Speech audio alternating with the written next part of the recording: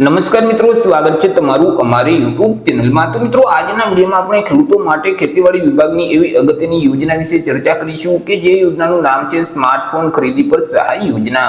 યોજના વિશે તમામ પ્રકારની માહિતી એક જ વિડીયોમાં મેળવી લઈએ। તે પહેલા વિડીયો ગમે તો લાઈક અને શેર કરી દેજો, ચેનલમાં નવા હોય તો ચેનલને સબસ્ક્રાઇબ કરી દેજો। તો ચાલો મિત્રો, વિડીયોની શરૂઆત કરીએ।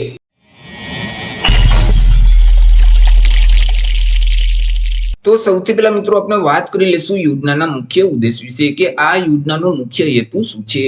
તો કે મિત્રો, કૃષિ ક્ષેત્રે ડિજિટલ સેવાનો વ્યાપ છે તે દિવસે ને દિવસે વધતો જાય છે, જેથી કરી ખેડૂતો આઈટી ટેકનોલોજીનો ઉપયોગ કરી એટલે કે સ્માર્ટફોનનો ઉપયોગ કરી અને હવામાન ખાતાની આગાહીની માહિતી મેળવી શકે, અથવા તો વરસાદની આગાહીની માહિતી મેળવી શકે, અથવા તો સંભવિત જે રોગ જીવાત ઉપદ્રવની માહિતી છે, ખેડૂત ઉપયોગી વિવિધ પ્રકાશનો છે, અથવા નવીનતમ ખેત પદ્ધતિની માહિતી મેળવી શકે, અથવા તો રોગ જીવાતના નિયંત્રણની તકનીક મેળવી શકે, અથવા જે ખેતીવાડી ખાતાની વિવિધ સહાયકારી યોજના છે તેની માહિતી મેળવી શકે અને તે યોજનામાં જાતે ઓનલાઈન અરજી ફોર્મ ભરી શકે। તે હેતુ માટે ગુજરાત સરકારનું જે ખેતીવાડી વિભાગ છે તેના દ્વારા સ્માર્ટફોનની ખરીદી પર સહાય આપતી યોજના અમલમાં મૂકવામાં આવેલી છે કે જે યોજના અંતર્ગત ખેડૂતોએ સ્માર્ટફોનની ખરીદી કરી હોય તો સહાય આપવામાં આવે છે। વાત કરી લઈએ આપણે સહાય વિશે કે યોજના અંતર્ગત કેટલી અને કેવી રીતે સહાય મળવા પાત્ર થશે। તો કે આ યોજના અંતર્ગત ખેડૂતોએ જે સ્માર્ટફોનની ખરીદી કરેલ છે અને તેમની પાછળ જે કુલ ખર્ચ થયેલ છે તો તેમના 40% લેખે સહાય આપવામાં આવશે,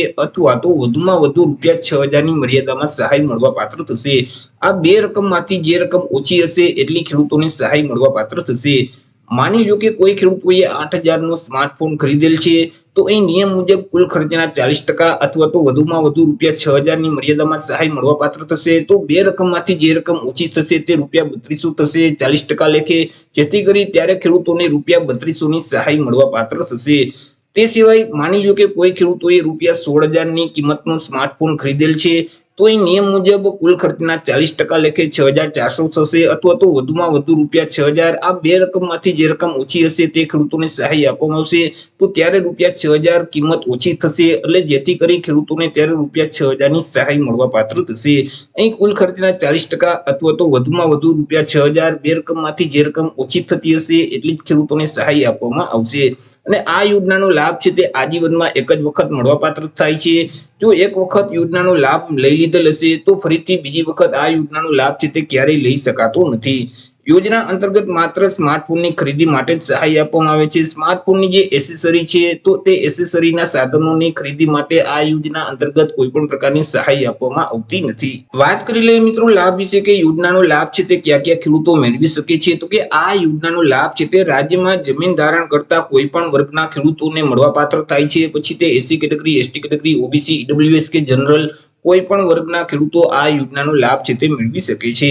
અહીં મિત્રો ખેડૂત પાસે જો એક કરતા વધારે ખાતા હશે તો પણ કોઈ પણ એક જ ખાતામાં આ યોજનાનો લાભ છે તે મળવા પાત્ર થશે, અને જો સંયુક્ત ખાતેદાર હશે તો તેવા કિસ્સામાં કોઈ પણ એક જ ખેડૂતોને આ યોજનાનો લાભ આપવામાં આવશે। માની લો કે જે 8 છે તેમાં 8 ખાતેદારના નામ છે તો તે 8 માંથી કોઈ પણ એક જ ખેડૂતોને આ યોજનાનો લાભ મળવા પાત્ર થશે અને આજીવનમાં એક જ વાર આ યોજના અંતર્ગત સહાય આપવામાં આવી છે।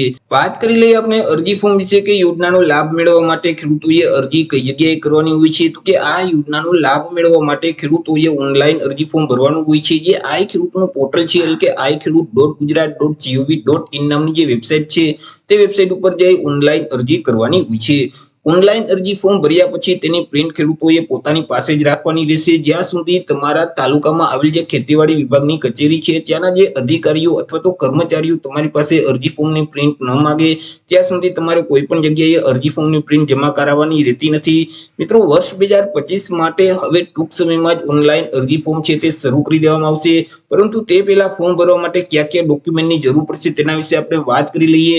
તો અહીં મિત્રો જે અનુસૂચિત જાતિ અથવા તો અનુસૂચિત જનજાતિના જો ખેડૂતો હોય તો ત્યારે મિત્રો જાતિનું પ્રમાણપત્ર એટલે કે જાતિનો દાખલો છે તે આપવાનો રહેશે, જેથી કરી જે ખેડૂતો પાસે જાતિનો દાખલો ન હોય તે મિત્રો વહેલાસર કઢાવી લઈએ।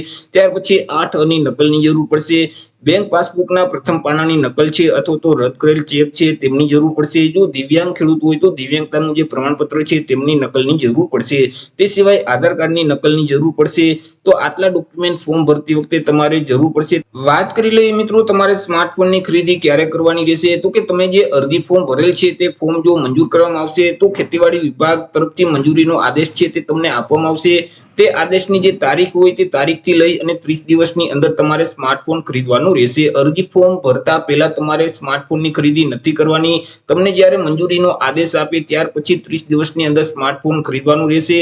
અને સ્માર્ટફોન ખરીદી અને મિત્રો તમારા તાલુકામાં આવેલ જે ખેતીવાડી વિભાગની કચેરી છે અથવા તો તમારા ગામમાં આવેલ ગ્રામ પંચાયતમાં જે ગ્રામ સેવક છે અથવા તો વિસ્તરણ અધિકારી છે તાલુકામાં અથવા તો તાલુકા અમલીકરણ જે અધિકારી છે તે જગ્યાએ તમારે અરજી ફોર્મની પ્રિન્ટ ત્યારે જમા કરાવવાની રહેશે અને તેની પ્રિન્ટની સાથે આટલા ડોક્યુમેન્ટ એટેચ કરવાના રહેશે. સાથે સાથે તમે જે સ્માર્ટફોન ખરીદેલ છે તેનું પાકું ઓરિજિનલ જીએસટી નંબર વાળું બિલ છે તે પણ આપવાનું રહેશે અને મોબાઈલનો જે IMEI નંબર છે તે પણ સાથે આપવાનો રહેશે. તો જ્યારે તમારી પાસે અરજી ફોર્મની પ્રિન્ટ માંગે ત્યારે જ તમારે અરજી ફોર્મની પ્રિન્ટ છે તે તાલુકામાં આવેલ જે ખેતીવાડી વિભાગની કચેરી છે તેમાં તમારે જમા કરાવવાની રહેશે. તો એ રીતે મિત્રો ખેડૂતોએ સ્માર્ટફોનની ખરીદી કરી હોય તો ખેતીવાડી વિભાગની સ્માર્ટફોન ખરીદી પર સહાય આપતી યોજના અમલમાં છે કે જે યોજના અંતર્ગત સ્માર્ટફોનની ખરીદી માટે રૂપિયા 6,000 સુધીની સહાય આપવામાં આવે છે. આશા રાખું છું વિડીયો પસંદ પડ્યો હશે. વિડીયો પસંદ પડ્યો હોય તો લાઈક અને શેર કરી દેજો. ચેનલમાં નવા હોય તો ચેનલને સબસ્ક્રાઇબ કરી દેજો. ફરી મળીશું એક નવા ટોપિક સાથે એક નવા વિડીયોમાં. ત્યાં સુધી જય હિન્દ, વંદે માતરમ.